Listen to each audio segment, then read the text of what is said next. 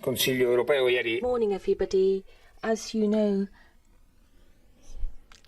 the European Council received the message passed on by the Parliament in respect of the agenda which is under discussion. And the various points on the agenda, we added another one, of course, because we think that the European Council and all of the institutions at the moment need to look at what is going on in the Mediterranean and at our borders. Immigration needs to be dealt with pragmatically, practically. We need to have pragmatic solutions, concrete solutions. Every day the news comes in of tragedies, deaths.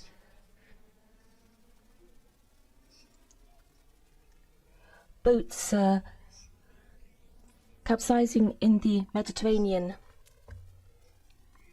We need to be realistic here and grapple with this problem very quickly, because apart from the points on the agenda, we added this particular request ourselves. All European institutions need to undertake to work towards appropriate solutions. On the agenda, there was also the question of Belarus. The European Council is prepared to give a response to that. We called for an immediate, strong response because this is a kidnapping, a hijacking. The plane was forced to land in order to arrest a dissident. This is something very serious. It's unheard of. It's unprecedented. And we need to have an immediate response to that. Some initiatives are being taken along these lines, and we call on everybody, on the authorities of Belarus, to release Roman and Sofia. They should be accompanied to the border and sent back to the place they wish to go to. So immediate release of Roman and Sofia. It is necessary for ICAO to carry out an investigation into this, and there need to be targeted sanctions for the people responsible in the regime of Belarus, and two measures as well to stop overflying of the country and the landing of and overflying of Belarusian planes in Europe.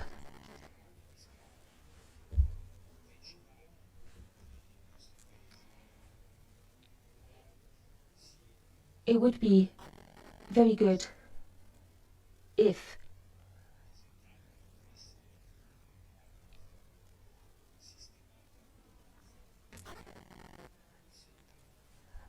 a strong signal were given in Europe in support of Roman, because we need to show solidarity.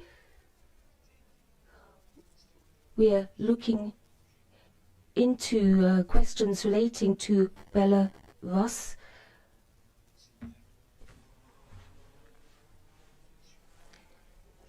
And the question of the opposition in Belarus has been looked into in the Parliament.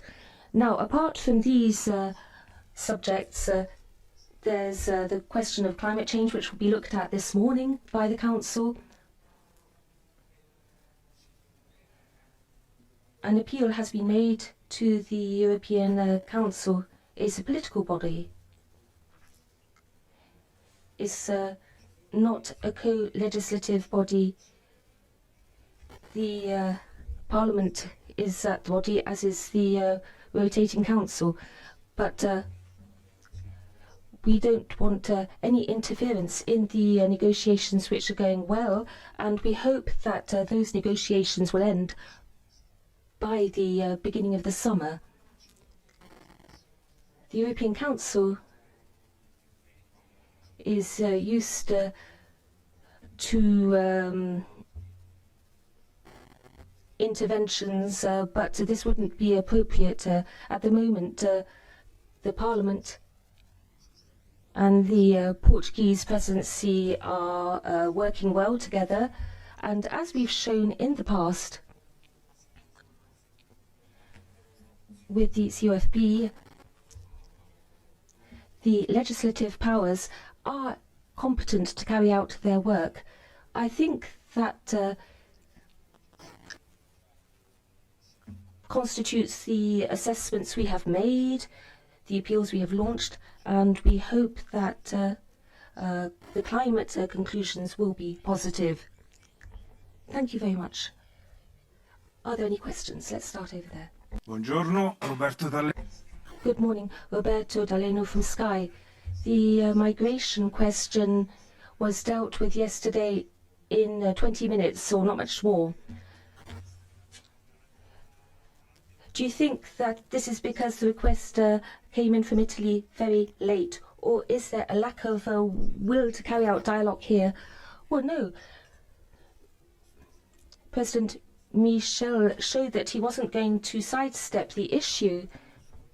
The Parliament raised the need for a discussion on the subject. I know that some Prime Ministers put forward this request as well, and we hope that at the next Council this will be on the proper agenda. There's no magic wand here. It is necessary to carry out careful work on a problem which has many different aspects, but for which we need to have a European policy on migration and asylum, and we need to do this very pragmatically, I'd like to repeat, because we have people dying at sea. We need to bring people to safety. We need to have this humanitarian corridor. We need to have legal entrance. Look at what Canada is doing. There is a need when it comes to economic recovery to have foreign workers in our countries. We need to be pragmatic and deal with this question pragmatically. The appeal we passed on was received by many ministers. It wasn't sidestepped. Mr. Michel has said that there have been some, has said that this matter should be dealt with in the future in detail, and it was dealt with yesterday. Good morning, President. You also held a brief bilateral talks with Mr. Draghi. I don't know whether this is the last milestone when it comes to the economic measures. Do you think that the whole package might be delayed until September? Well, we're hoping that this package will be ratified as soon as possible. Of course, this is maybe possible in the next few weeks. If there's no ratification, there'll be no recovery mechanism put into motion. We have indicated the billions that will be useful for all of the countries, and we hope that these can be released rapidly. Of course, we need to think about the second phase here. I think that what has been done over the last 15 months needs to be looked at, whether it's enough or not. We need to look at the instruments which will come back if they're not changed, like the Stability and Growth Pact. You know that the Parliament wants a reform. We said this from the beginning. The initial instruments aren't the right ones to deal with this situation, and they've been suspended anyway. They wouldn't have been suspended if they had been adequate. We didn't think they were useful. On the 1st of January 2023,